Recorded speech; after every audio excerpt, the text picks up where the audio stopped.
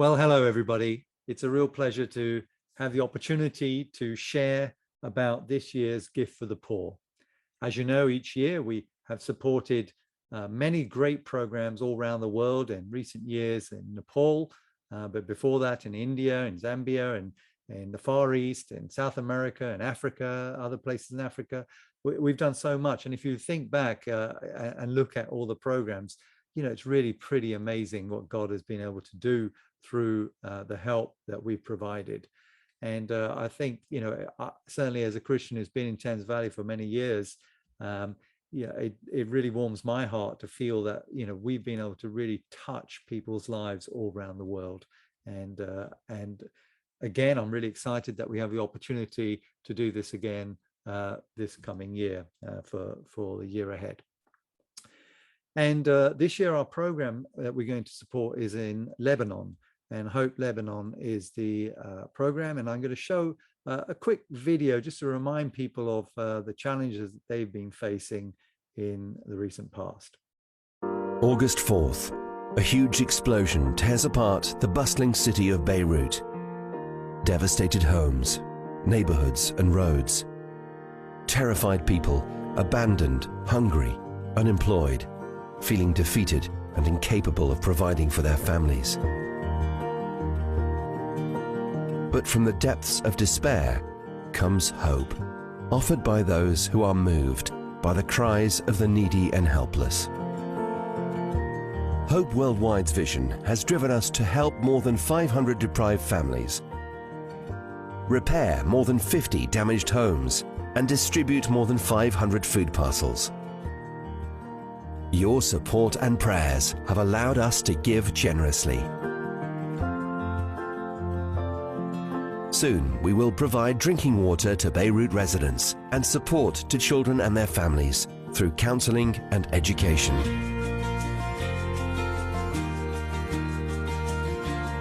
Hope Worldwide Lebanon, bringing hope, changing lives. So it's great to see the work that Christians are through Hope Worldwide are trying to do in Lebanon to help people that are in such need. And if I can just highlight some of the issues there, one of the main issues is, of course, since autumn 2019, there's been a massive reduction in the value of the currency in Lebanon. And the Lebanese pound has lost 90% of its total value. And that means that everybody living there on a salary has been hugely effective. Well, imagine if you had your salary, the value of what you could purchase with your salary, reduced by 90%. In other words, that you could only earn 10% of what you earn today. And how would you manage? It must be very, very difficult and stressful for people. But really in Lebanon now, 70% of the people are living at or below the poverty line. And price of food and just petrol and all the things that we just take for granted is just really rocketed.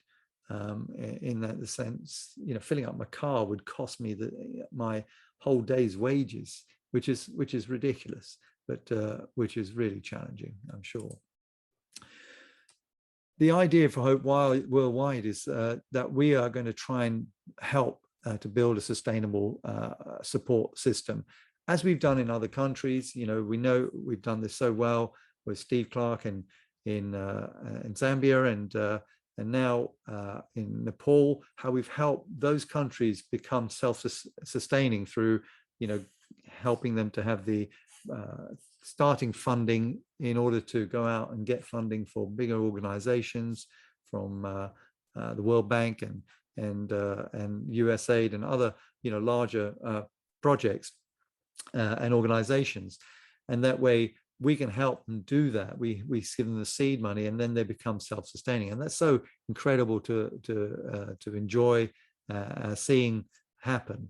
And in Nepal, we've done the same thing last year and the year before, and helping the schools and helping people to start their own businesses. And the factory that John helped to coordinate is great to see them being able to make jams and all the things that they've done. And so looking forwards to what we can do in the same way, we looked at different places, and John Partington, that is myself, and Jane Whitworth from Hope UK. We really looked at different programs where needs would be dire and where needs are great, and where Thames Valley could make a real lasting difference. And this year we've come up with Lebanon as our pick, and we hope that you'll support it too. And of course, the idea is to really try and help the disciples who want to do God's work in Lebanon through Hope Worldwide, to help support the people in need in a great way, to meet families in a holistic way, that is, meeting their physical needs, educational needs, and really the emotional and mental health well-being of the families too.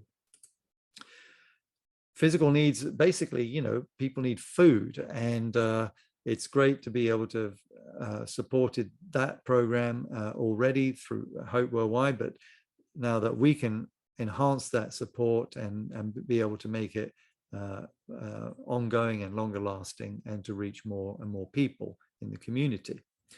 And the other needs are medication and medicines, and just access to healthcare, which is very challenging because of the shortages of staff, because of electricity, and just the way that the economic situation is maybe forcing a lot of the skilled workers and doctors and other people to leave, and that makes life difficult for those who are still there. In terms of physical needs, Hope Worldwide in Lebanon has been distributing medicines, and the plan is to start a small clinic to provide health checks to those people who can't afford to go to doctors, and there will be health professionals in the church who will volunteer their time to work at the clinic, which is great. Educationally, schools, of course, are losing teachers and therefore struggling to stay open, let alone provide education for their students. And so the team at Hope Worldwide Lebanon want to expand the tutoring center again to try and help subsidize education for poor families and poor students. And of course, you can just imagine the stress and the health and the mental health challenges that everyone faces at this time. I just think how difficult it would be for me to know that I would have to try and support my family and meet their needs on 10% of what I would normally earn. It would mean such a drastic life change. And imagine that this, in their circumstances, where already life is considerably more challenging than it is for us, without the same safety nets that we enjoy, the NHS and social services here in the UK. Of course, we are much better protected than they would have been in Lebanon, an area which has been through such strife and conflict over the many years, and in recent years, just with the explosion in Beirut, especially causing so much damage. So how can Thames Valley help? This year, we're going to really try and help kickstart Hope Worldwide in Lebanon. It's a very fledgling organization run predominantly by volunteers.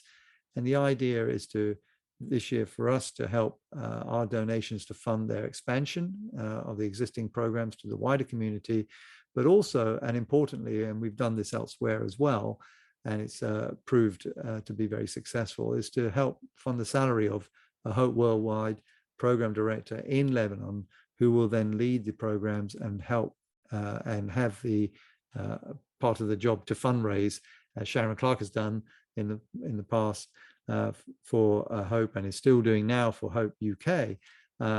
And if we can help these people to dedicate the time and resources to fundraising as well, that also helps Hope Worldwide to become self-sustaining, and that's terrific too.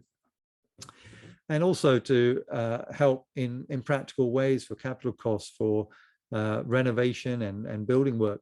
For example, the church building is going to be renovated so that one floor can become the base of Hope Worldwide Lebanon. So we can provide them with office space and a physical, practical space that they can utilize and have the necessary infrastructure to do the work that's necessary to build and expand the programs and to become ultimately self-sustaining. So I'm really excited that we can, find something new. That's also exciting. We've helped Nepal for a number of years. We've been frequently in India and other places in Africa. It's great to find somewhere new in the world where we can make an impact and somehow feel that our help touches their lives in a meaningful way. And I think I'm really excited about that. I think of so many occasions in the Gospels where we see Jesus, and then later on the disciples through the book of Acts, touching the lives of so many people in meaningful ways, and ultimately, a huge part of our Christian walk is to help the outsider and to touch the lives of people who are unable to help themselves in the same way that we can. So I'm really excited about this. I know John, JP, will share some additional thoughts, and he has some additional information and obviously personal information that he's more connected with some of the individuals there. And I'm sure that John will want to share some thoughts on this and to expand that too. But I just want to invite in advance, thank you for your support. Last year we set a goal to raise a certain amount of funding, and we totally blew that out, and that's just been wonderful. And this year I just pray that we can just do the same thing. Let's really give with all our hearts and really recognize how our giving is to the least of these is like giving to God, and God notices it, and he's really always wanting us to have that heart to give and to support those people in need. Have a great Sunday or whatever day that you're listening to this video on. And I just hope that we can really just carry on in our usual Thames Valley exemplary fashion and just blow this gift for the poor out again in 2021. So here are the details of how you can donate. You can use the Thames Valley Church of Christ Church Suite, and I'll give you details of that in a second. Or you can do a simple bank transfer. The account details are on your screen now. And if you want to use the Church Suite site, you log in, obviously, you go to your My Giving, highlighted by the red arrow, and then press donate, and then select Thames Valley Gift for the Poor. It says 2020 at the moment, but it'll be updated, and that's it. So I'll hand you back now to John. Thanks for listening, guys.